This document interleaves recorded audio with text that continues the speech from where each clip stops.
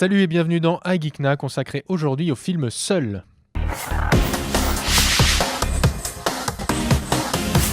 Seul, c'est un tout nouveau film français de quel genre? De la SF, du fantastique, de l'anticipation, du post-apocalyptique, c'est un peu beaucoup de choses. En tout cas, tu l'as vu aussi en avant-première, C'est ça. mon cher Sylvain. Tu vas nous partager tes impressions, mais d'abord, est-ce que tu peux nous présenter dans les grandes lignes ce qu'est Seul, ce film?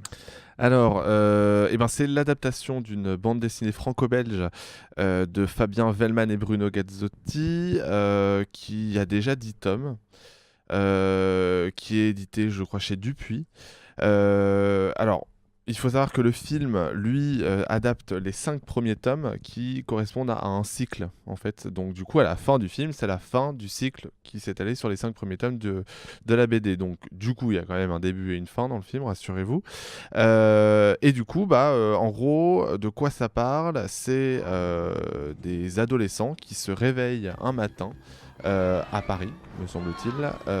Parce que je crois qu'on voit la Défense, mais ce n'est pas clairement dit. Donc, du coup, je crois que c'est à Paris. Et du coup, ils se retrouvent complètement seuls. Il n'y a plus personne, aucun autre enfant, aucun autre adulte.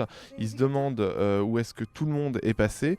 Et lorsqu'ils commencent un peu à explorer, déjà à se rassembler, et ensuite à explorer les environs, ils se rendent compte qu'il y a une étrange fumée qui entoure toute la ville. Voilà. Et donc tout ça va être mis en scène avec donc des acteurs, forcément des enfants. Donc il y a Stéphane Bach, il me semble. C'est ça, exactement. Et donc bon, dans l'ensemble, est-ce que qu'as-tu pensé de cette bande de jeunes qui sont livrés à eux-mêmes dans un Paris vide? Est-ce que ça t'a convaincu?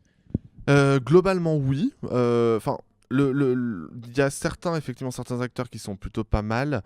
Donc, je pense effectivement à Stéphane Bach qui joue un jeune en difficulté, en gros, qui est retrouvé en prison et qui est libéré par la bande de jeunes qui s'est créée peu avant qu'il le retrouve. Et donc, il est plutôt convaincant. Franchement, ça va, il est pas mal. Mais personnellement, je retiendrai davantage l'actrice principale, qui est Sophia Le Saffre, si j'ai bien noté, a priori, vraiment l'héroïne en fait du film, et qui est vraiment chouette. Elle joue bien son rôle de cet ado, pas vraiment sûr d'elle, mais qui est obligé de prendre des décisions un peu difficiles. Et puis il y a un peu le rigolo de la bande qui est incarné par Paul Scarfoglio. Si j'écorche pas son nom, qui lui aussi apporte un peu cette touche d'humour. C'est un petit gosse d'un riche banquier qui, son père aussi a disparu forcément, et qui se retrouve à traîner avec des jeunes de banlieue et qui aime pas vraiment ça et qui est très peureux et qui en même temps le fait savoir avec humour. Donc ça voilà, c'est les 3 acteurs qui sortent du lot un peu du film. Pourtant, tu parles d'humour, mais au contraire, tu as une impression différente quand tu es sorti du film au final. Ouais, parce que du coup, alors voilà, moi j'ai pas lu la BD.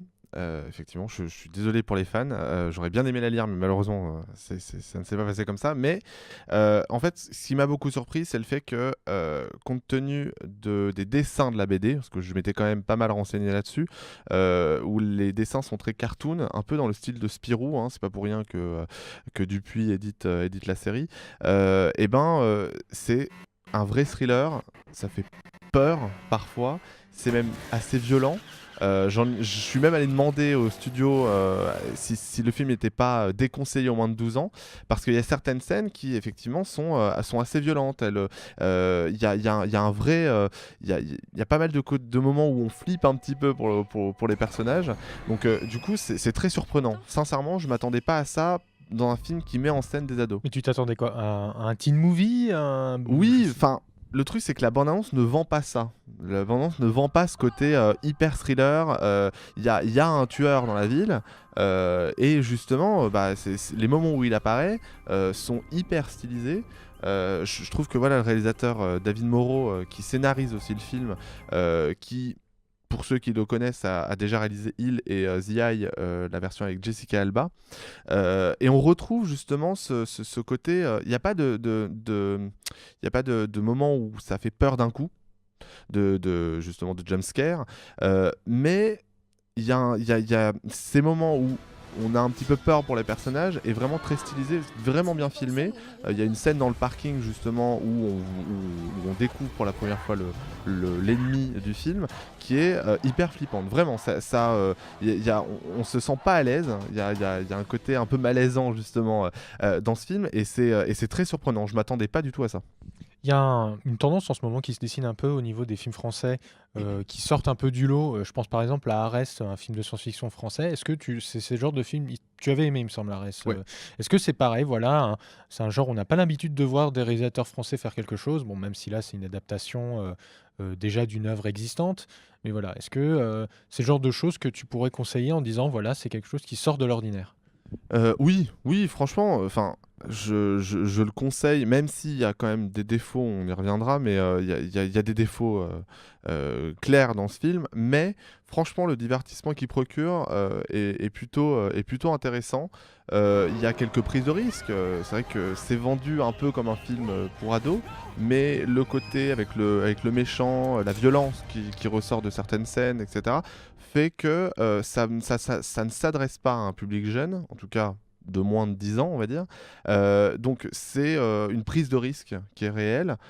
Surtout que, bon, bah forcément, il y a encore 5 tomes à adapter derrière. Donc, est-ce qu'il y aurait une suite? Je ne sais pas. Donc, je lui souhaite le succès parce que le matériel qu'on a actuellement sur ce premier film est suffisamment intéressant et bien réalisé pour avoir envie de signer pour un deuxième épisode. Mais tout n'est pas parfait, tu disais. Tout n'est pas parfait parce que du coup, voilà, je te parlais des acteurs. Bon, ça se voit que c'est des jeunes, tous n'ont pas forcément l'habitude tous ne sont pas Stéphane Bach, donc ils n'ont pas forcément l'habitude de jouer, surtout dans une grosse production comme celle-ci. Donc bon, c'est pas le jeu d'acteur, hein, on est loin de Belmondo et Jean Dujardin, quoi, hein, donc parfois, certains dialogues manquent un peu d'intérêt et un peu ce côté on voit qu'il récite parfois les lignes de dialogue. Ensuite, au niveau des effets spéciaux, il y a certaines scènes qui m'ont beaucoup gêné.